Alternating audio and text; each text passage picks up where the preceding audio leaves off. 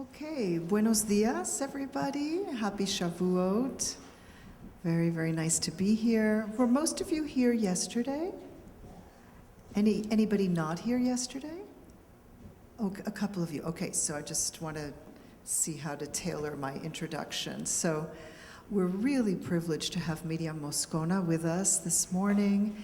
She's going to talk about her work, particularly her very, very beautiful book, Tela de Cebolla, Onion Cloth, which is a novel, a very interesting hybrid novel that brings together poetry and Ladino family experiences and her journey to Bulgaria, searching for her Sephardic Jewish roots.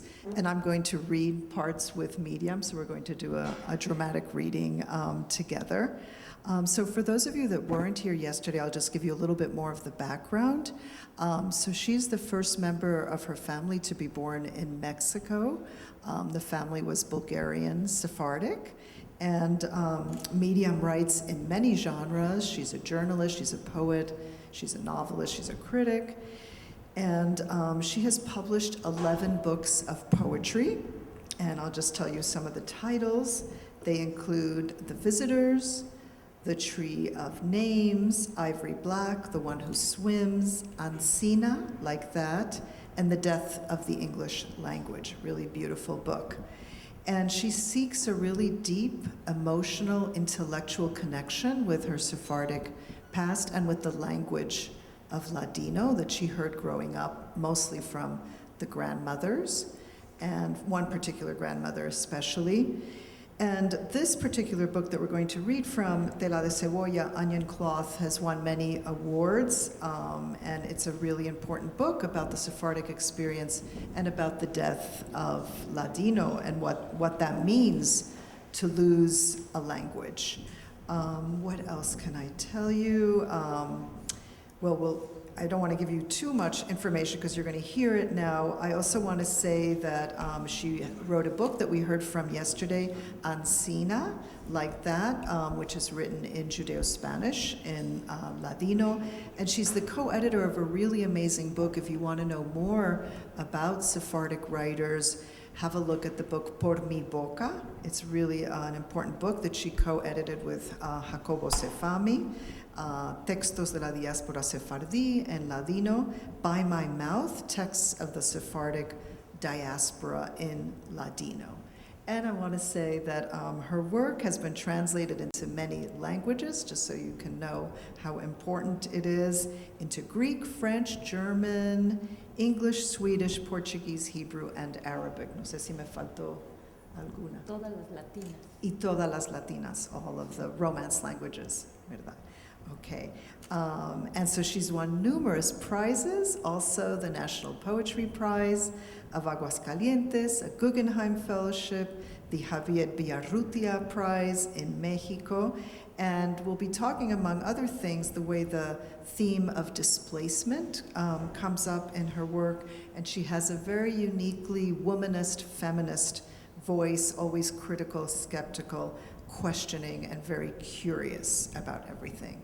And it's been a real honor and a pleasure to get to know Myriam. We both feel like we've known each other always, even though we're just meeting in person now. We met over the Zoom, over the Albuquerque Sephardic Shabbat several times, and already then we felt a deep connection, and now being together here in Albuquerque has been a really beautiful experience, and I have learned so much, and I'm so inspired now to write more poetry. So I'm going to look to Myriam as my maestra, my teacher, and maybe also as my comadre, my comadre, right? My co-mother, which is a very special relationship. So please give Myriam a very, very warm welcome.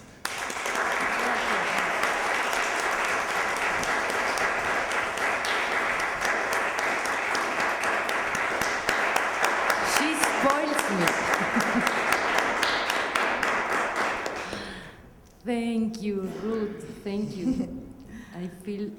I feel her so close, like if she were my family, really. And I want to thank again, because you can't imagine, or maybe you imagine because you also worked, to bring us here to do this festival. There is so many work behind. We started with this dream, I think 1 year ago, no? I think so. Well, it was so far. I said, oh Recording yes, in progress. in June. It was first in May, and it was difficult because I had to participate in France in a congress, and I asked first Ruth if she could change the date of this festival. And the subject of the Congress in France was language, translations, and Jewish literature. So guess what was my paper about Ruth and about Denise Leon, which is the other poet that participate in the Zooms in Shabbat, and that Hector and Herschel, with the help of Rachel Bortnik, also translated into Ladino. Well, into English first, and then to Ladino. So I have to come back because I want to see the nature. I want to see the mountains. I have a friend that he lived here, and every day he texts me and said, "Did you go to the mountains? Did you see the?" No, I was only in Nahalat, Shalom. So I hope next time I will come with more time, because I really enjoy nature, and I think the nature in this part of the world is very important. Okay, so this is the first language, English, that my book was translated in.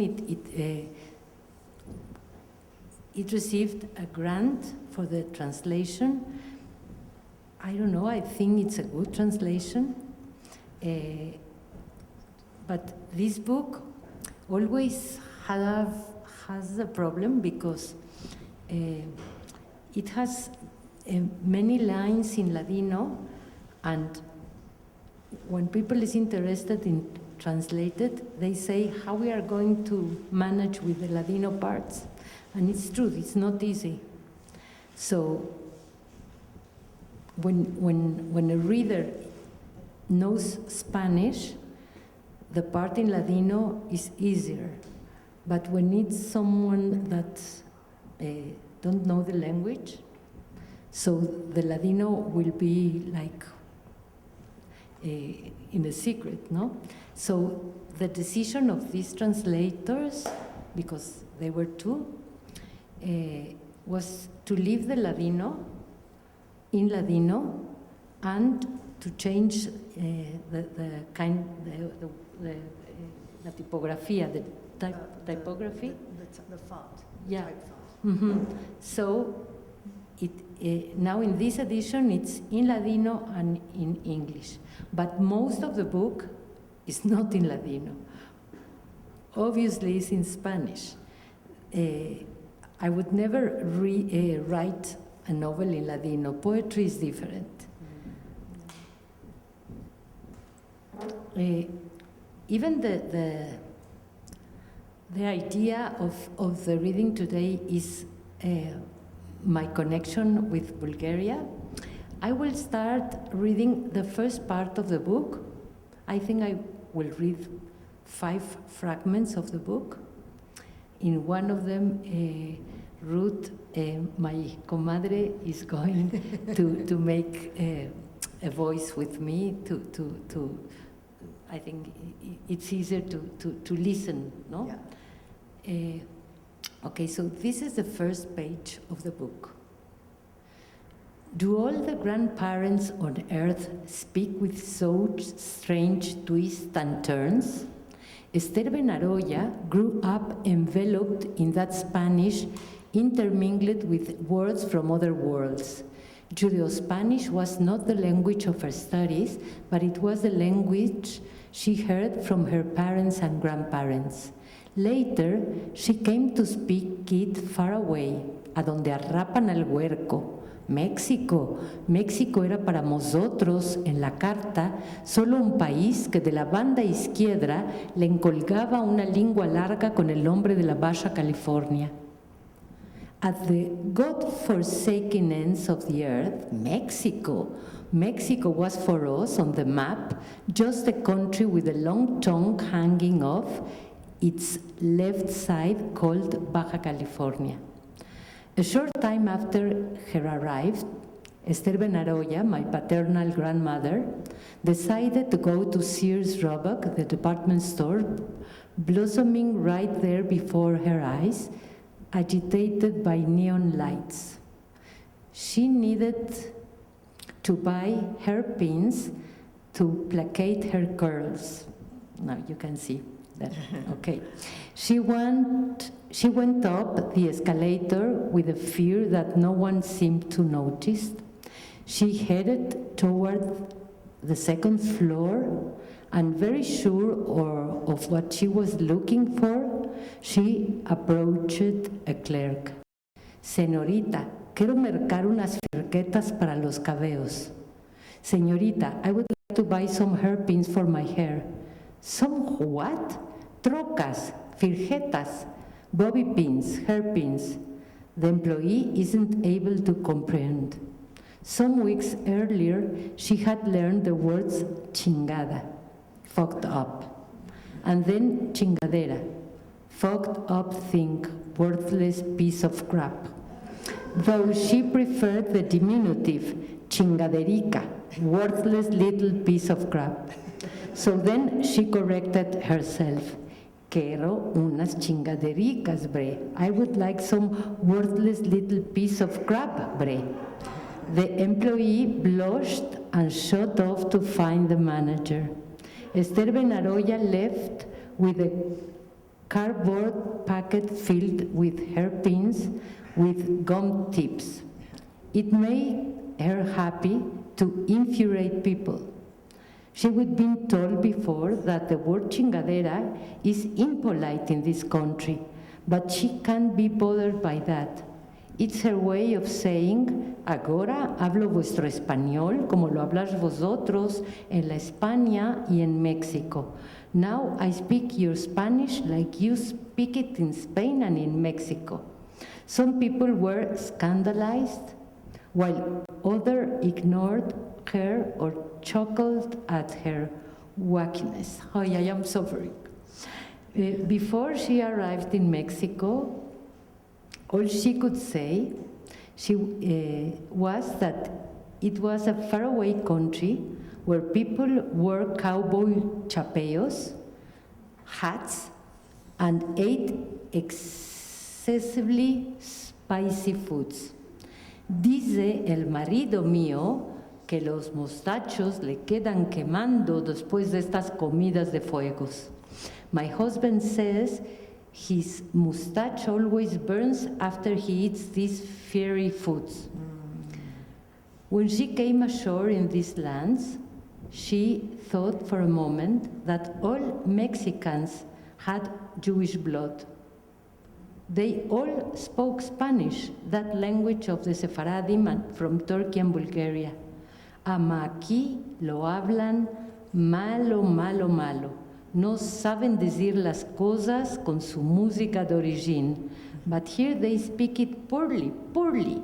They don't know how to say things with the music of their origins.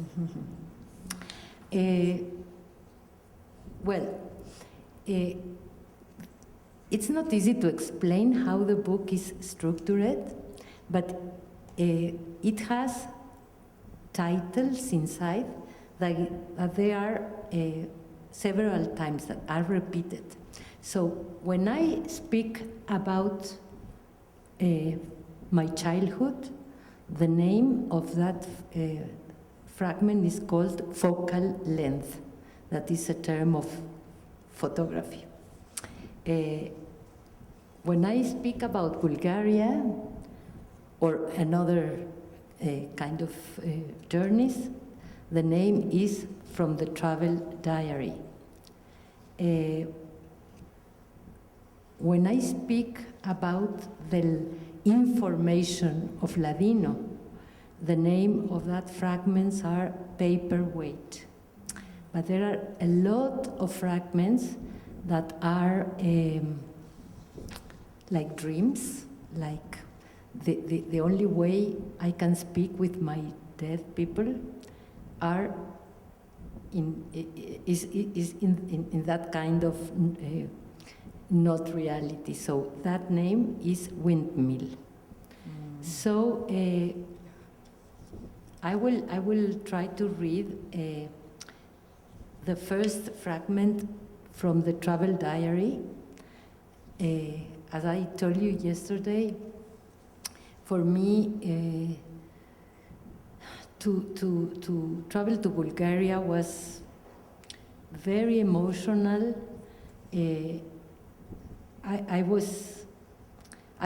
had like some information about that club that every Tuesday were together to speak Ladino, but I also wanted to go and to look for the house of my mother, and I will read a fragment where I say that, and also something about my father.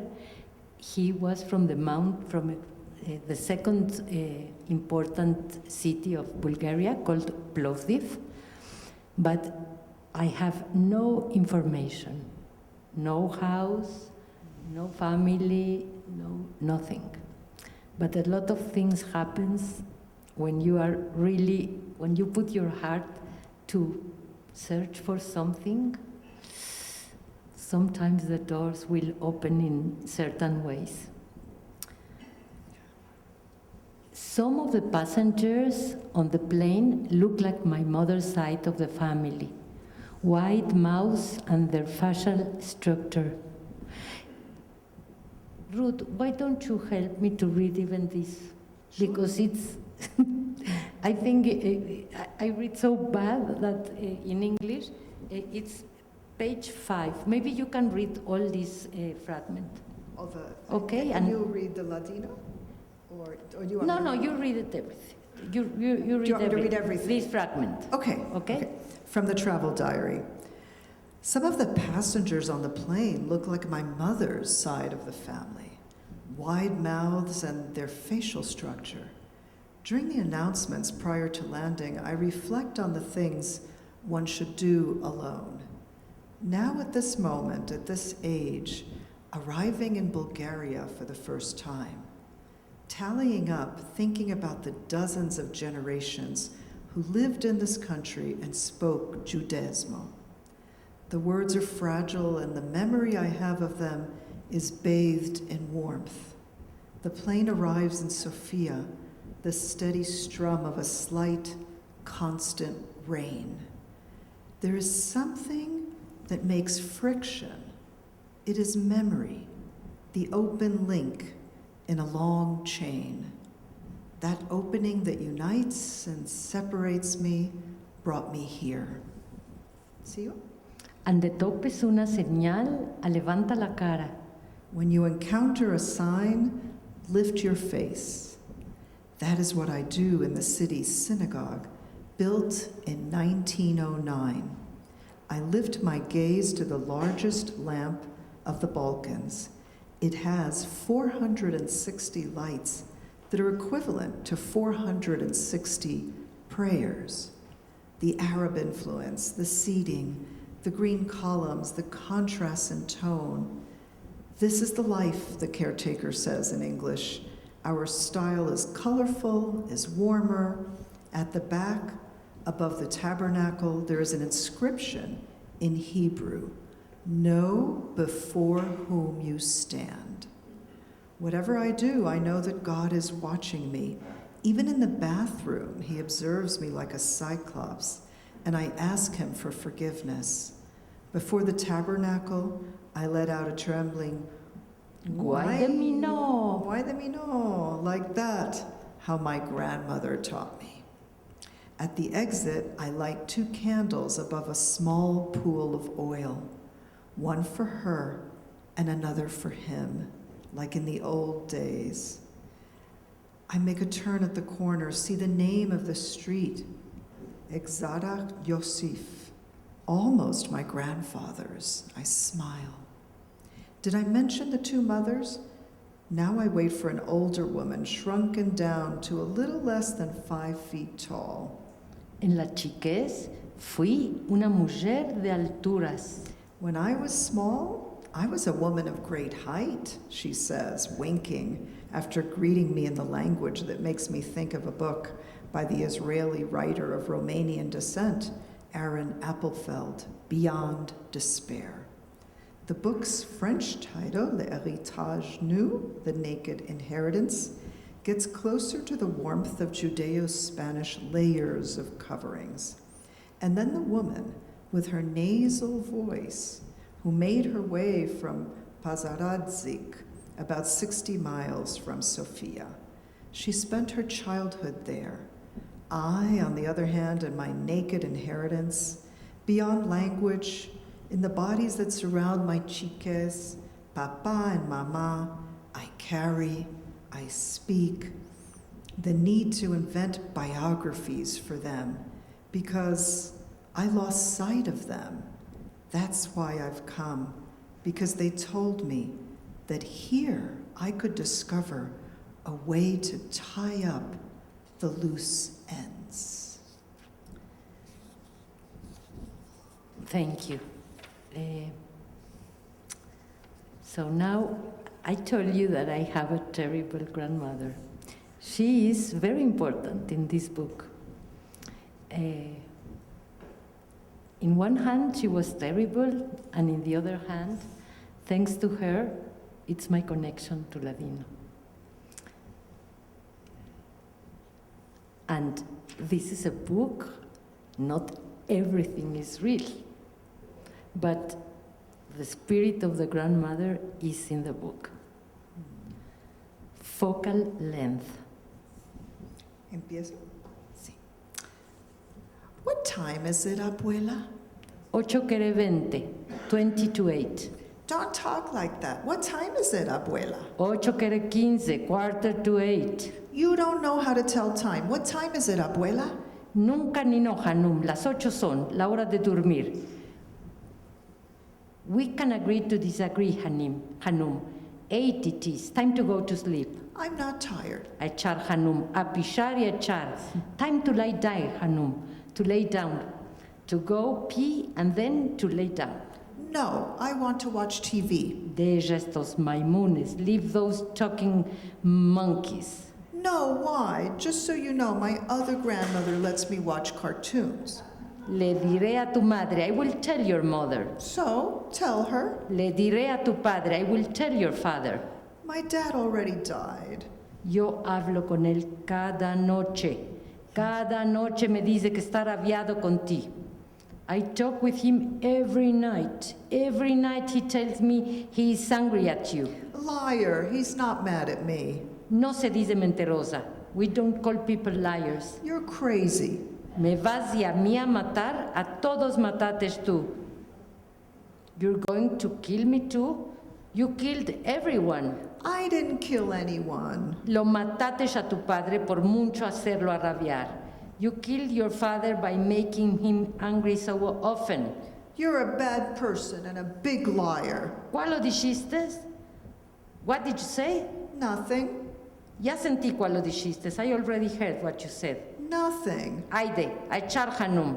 Aide, time for bed, Hanum. Don't call me Hanum. You called me something else. I'm going to tell my mom on you. ¿Y a ella la quieres matar? And do you want to kill her too? Leave me alone. Don't ever talk to me again. I don't want you to be my abuela. Moro con vosotros porque cale que sea vuestra cuidadora. Si no, crianzas de la calle vas a salir, saca las manos de los oídos para sentir cuál te estoy hablando. Moro contigo porque cale que sea tu cuidadora. I live with your family because it's necessary for me to take care of you. If not, as street urchins you would go wandering. Take your fingers out of your ears so you can hear what it is I am saying to you. I live with you because it's necessary for me to take care of you. I can't hear anything. I don't want to hear you. A echar que te voy a dar un shamar entre muchos y caras. Go to bed, or I will give you a shamar across your lips and your cheeks. I'm going to lock myself in the room until my mama gets here, and I'm going to tell her what you said. Díselo, me la vas a matar. Tell her, but you are going to kill her. You're evil. Maldicha y tú. You are the evil one.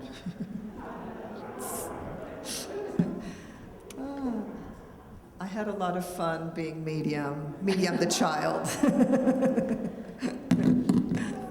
Another focal length with the abuela. I'm sorry, it's not everything about Bulgaria, but like that is like more mixture. It is to me, it's in page 12 if I need help, Ruth. It is to me she speaks the last words she will ever express in this world, literally on her deathbed, lying there with her body all purple. There is a nurse who cares for her day and night. Why is my abuela's body like that? I ask the señorita dressed in white. You will get like that too when you die. Ah, yes, I tell her, thinking that her response is innocent. When I tell this to my mother, she opens her arms. That's not true, hija. Don't believe everything people tell you. What I don't tell her, because it makes me feel ashamed, is that Abuela Victoria had a moment of lucidity before she died. She sighs, pulling in the air as if she were going to start an engine. And I take her hand and I say into her ear, Abuela, do you forgive me? She turns her face to me and says, no. Para una preta criatura como tú, no hay pedrón. No. For the evil little girl like you, there is no forgiveness. My abuela turns her head back until it makes a straight line with her body, sighs again and dies. Her famous last word, there is no forgiveness. It is possible to relive this scene in tones tones. An old woman lying in her bed turns her face to the left, lets out a sonorous bit of stomach gas, tells her granddaughter that she does not forgive her, and dies. From that moment, her words disperse like an echo. They shatter time, and popping up at the edge of the window pane for days, weeks, and months, she would appear mischievous. No, I can't say that. Mischievous. You say that. She'd appear mischievous, vengeful, malignant, to remind me, showing me her well-worn teeth. There is no forgiveness. We take her to the cemetery in a grayish coffin. When we get back, I notice my mother is white, extremely pale. Put on lipstick, I suggest. I kiss her, but remember that the dead woman advised her numerous times not to kiss her children because it would ruin them. My abuela died well in the 20th century without ever leaving the 19th, always rubbing our noses in the fact that she grew up without electric lights, telephones, or cars. Days before she died, almost as a farewell, she saw that broadcast announcing One small step for a man, a great leap for mankind. Time continued to turn and strangled her entire body. She was left stranded in a before that for her would last forever. Rest, abuela, there in the indigos of other worlds, and tell my clan you are forgiven.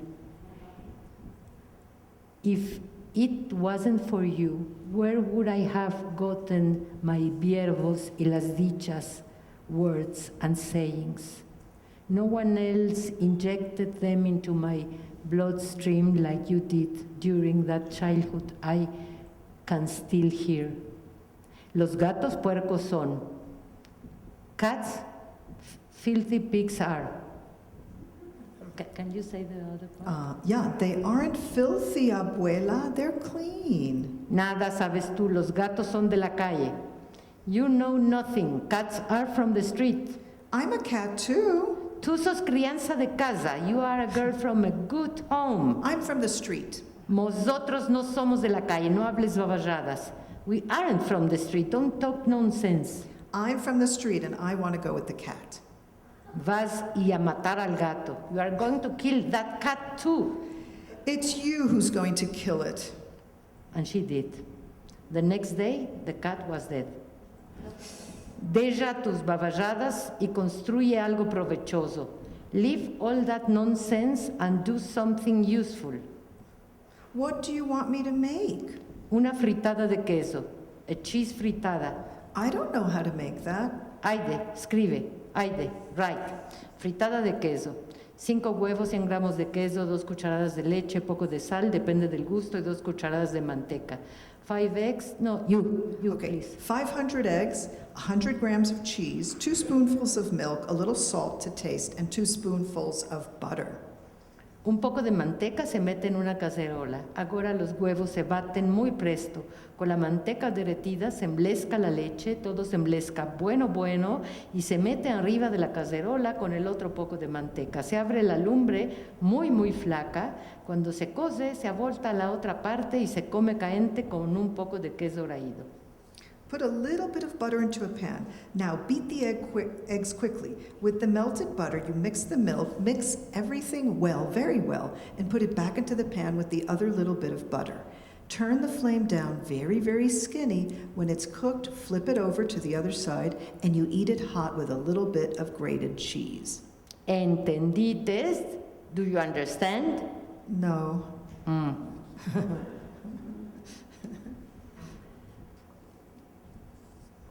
Okay, I think this will be the last fragment, and it's the fragment again in Bulgaria, and as I told you, this is a book. There are a lot of things that really happened, and other are fictional, but this fragment is truth. It happens like this. September brings radiant days to Sofia. It rains occasionally. It's 127, por si acaso. September brings radiant days to Sofia. It rains occasionally. The air is scrubbed, cleaned, and as if in response, there are moments of crystalline light, high skies, and few clouds. Just that sort of day had dawned when I went to see my mother's childhood home. At the mere thought of it, my adrenaline jumped into action. One developed certain ideas about things.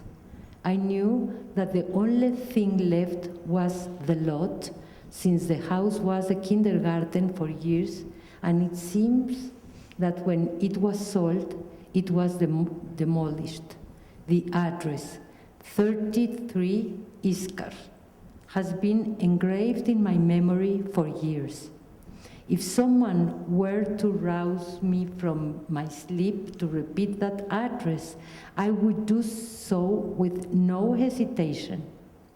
But something had been recorded in my head, and the day I went to see it, my stomach in knots, I got confused about the number, and I ended up at 46 Iskar without realizing that this was not actually my mother's house. I took photos of the block, the corner, the neighboring houses, the trees. My photo was also taken, and in fact, in one of the photographs, I was caught off guard with a shredded tissue, and my face reddened my tears. I felt, I won't deny it, like those pilgrims who have waited years to finally reach their place of worship. The next day, I called my brother in Mexico, and it was impossible not to tell him what I'd seen. I told him, at 46 Iskar. You have no idea the street, how lush the trees are, the houses around it all made of stone, just ancient, the fluttering light and shadows flittering through the linden trees. But he didn't allow me to finish the sentence. You got the number wrong. It's not 46 Iskar, it's 33. Like someone rewinding the tape in a machine to record another layer over the mistaken recording, I returned to look for the block, the number, the trees, the house. I went back to take pictures, and I went back to cry. But this time, indeed, in front of the correct address. Suddenly, I came alive, and I would see the scene for what it was. El meollo del hombre es tela de cebolla. The human mind is an onion cloth. Like in a mock tragic film, my laughter quickly turned once again into tears. So finally, I was able to get close to 33 Iskar. The house transformed into a restaurant. The house is not actually the word for it. What is there now is a large lot with a narrow passageway at the entrance. This leads you back to a rectangular patio. At the back, a red awning with a beer name Amstel written on it. A few of the patrons looked askance at me as I took photos of every corner. A waiter corroborated me that this house was a kindergarten for years. They demolished it to make this place, he says, reaffirming what I already knew. At the back, a stone construction peeks out, surely a relic of that era? Era. The time of my mother's house, her childhood home, the place where my grandmother raised her 3 children. Here, the Victorian lady, everyone carries the name they deserve. The name of my grandmother was Victoria. Burned my mother's book if she caught her reading at an inappropriate time or if she decided she was reading more than she should. Though the tape in the recorder has been rewound all the way to the beginning, whatever there is to record of this place will come out empty because I will never know the complete story of this house. They lost it in the 40s, in the same period when the new regime saved them from extermination. I started to tell bits of this story to the waiter. I gave him more explanation than I think were necessary. since for some absurd reason, at that moment, it was important to me that he understand why I was there pretending not to tremble, with my throat clenched and the camera in my hand, while I blew my nose with a tissue that was already well used. The young man asked me in English. I will never know if he was being polite or offering a strong dose of mockery. Tell me, ma'am, did you come all the way from Mexico just to see this building? He pointed his finger at the awning and at the sign that said pizzeria. It was right at that moment as I furrowed my brow that I noticed him looking at me truly as you might look at a person from another era. So I think I stop here.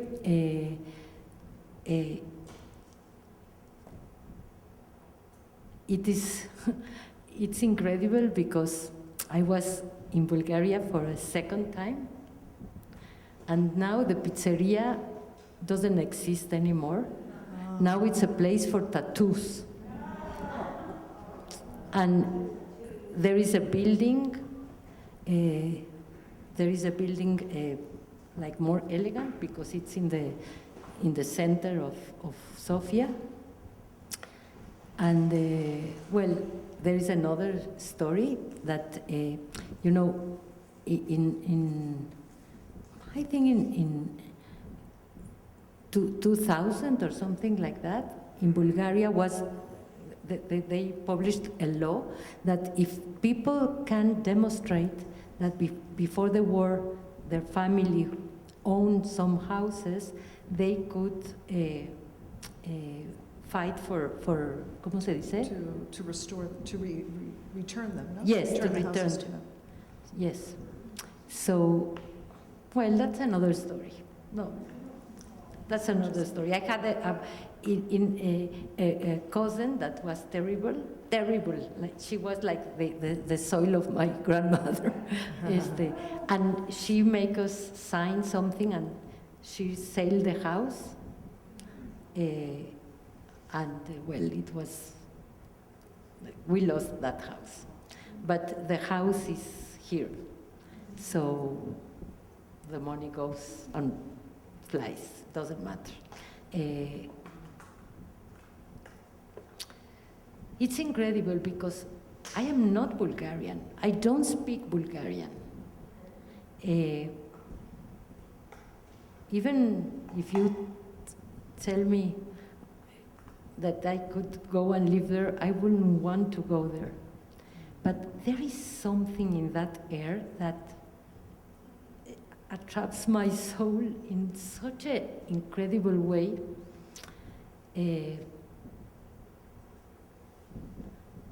That's why I said yesterday that when I received the results of the 23andMe,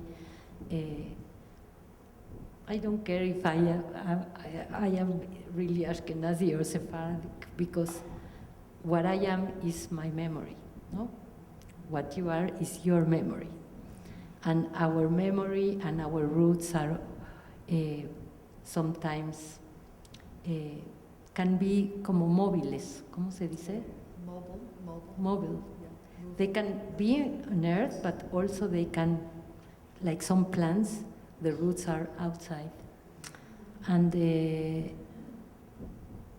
well, for me, it was a big surprise to write this book, because I didn't have the talent to speak about all what is written here in poetry.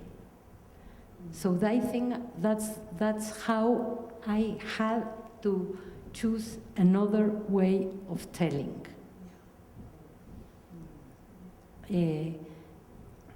And I fight it a lot because I didn't want to write narrative. But now it's like an addiction. Now I am going to publish in 2 more months my second book. The name of that second book. So I am, as you see, I am a very young writer because I am just in my second book. That name is León de Lidia. Let me tell you 2 things about León de Lidia, and with this story I finish. León de Lidia is like in art a diptych of Tela de Cebolla. It's not the same, it doesn't have the same titles inside. The Abuela Victoria appears, but a little bit. The Ladino is there, but less than here. And it has like a working titles for years. It was called Plovdiv. I knew perfect that it was not the name that will have that novel. Plovdiv is the name of the city of my father, but it's a name difficult to say in Spanish, no? Plovdiv, it doesn't work like a title. So I was writing it for years. I am always very slow in my work. And it had 4 titles, or three titles. In the moment, I thought, oh, this title, I like it, it's okay. But after some months, I didn't like it anymore. So I was like paralyzed because it didn't have a name.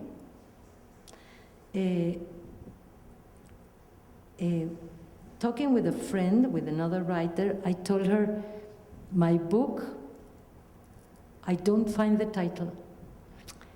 And I start talking with her and blah, blah, blah here, blah, blah, blah there. And then I don't know how, I went to the internet and I saw that the name León de Lidia is the name of the first coin that was used in the history 26 centuries ago. It was in Turkey, in Lydia, that it was a realm, ¿cómo se dice? Reino. Kingdom. The kingdom of Lydia. And the coin had a lion, very beautiful, of gold and silver. The name of my parents are León and Lydia. So I didn't doubt that that name had to wait a lot, but finally I find it. Thank you.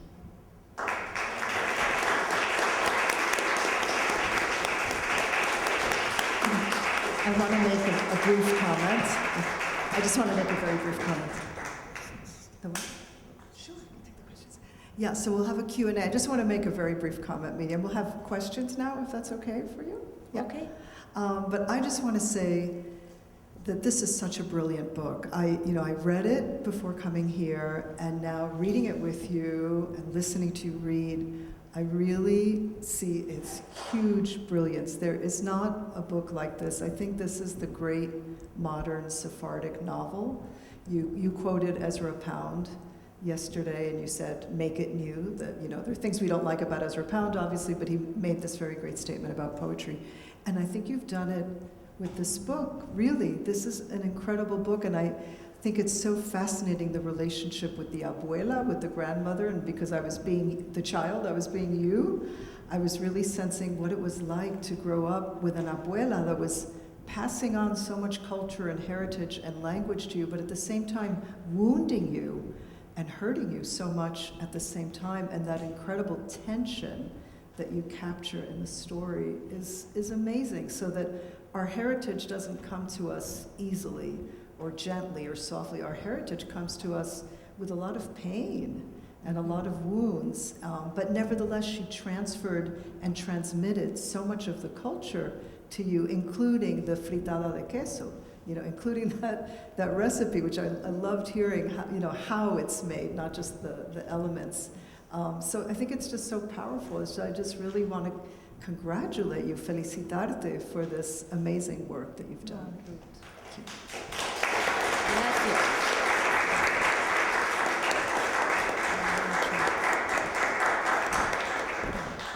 Okay. So any questions for Myriam about her work, or even if you have like writer questions, like how did she put this book together, these different parts of the book, these different fragments, or anything that you want to know about her trip to Bulgaria?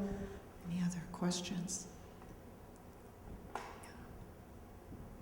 Could you just share the story of your parents' exodus out of Bulgaria, the circumstances? Well, they were all their lives in Bulgaria.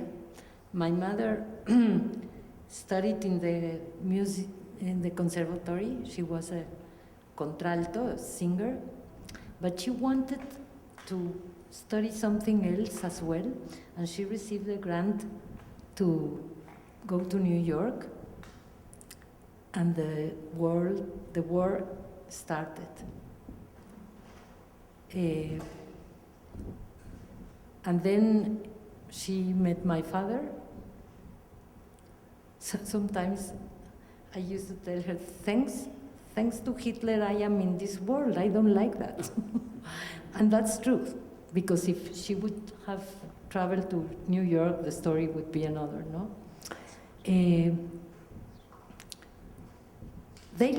My mother lost their house. They rented with some cousins an apartment, and an aunt in Israel told me where was that apartment. And I was there. And I knocked the doors, and they were not nice. It was very, I say all that story in the new book. But you are asking me about their stories. Yesterday I was telling you that the stories of the Jews in Bulgaria were not as difficult as in other parts of Europe. They used the yellow star. It's strange because they didn't use it here as in all Central Europe. They use it in the arm. And I remember that yellow star in my house. When my father passed away, my mother told me that she could send that yellow star to Germany and she would receive some money.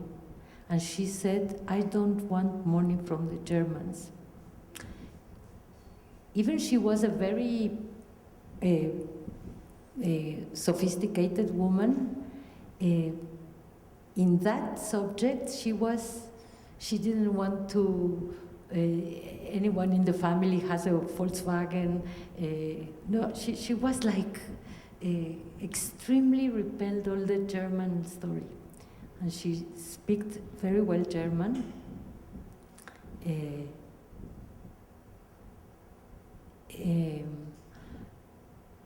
I can also remember that in every spring she received from her friends from school a martenitsa. Martenitsa is a red thing with threads that celebrates the weather, the spring, the flowers. So the martenitsa was every year at home. I will tell you something. In Mexico, we received a very important exile from Spain from the Civil War, no? After the Civil War. And there is a poet from Catalonia that he arrived very young to Mexico, and he was the son of a very well-known philosopher. Mhm. And his name is Ramon Shirao, told me that when the ship arrived to Mexico, the father told the family, we arrived here and we are not going to live in parentheses. I think my parents did the same. They spoke Spanish perfectly. My mother had a relation to Mexico of such a grateful way. When it was Mother's Day, all the mothers went to the festivals in the school, they were talking, and my mother was crying. And I felt ashamed, why she's crying? This is a fiesta. But she was all the time, her relation to Mexico, that's also an heritage for me. That, like, it's not for granted. Mm-hmm. And from my father, it's very sad because he was very young. He passed away when he was 47. And I don't have enough information. I was not interested in that time. But his death is the main thing of my life that also I think, I can't be sure, but I think it makes me right. Yes. Very simple question. Where did you have to make your father? Was it in New York or in Bulgaria? In Bulgaria. She never could fly to New York. Or she never- No. Question?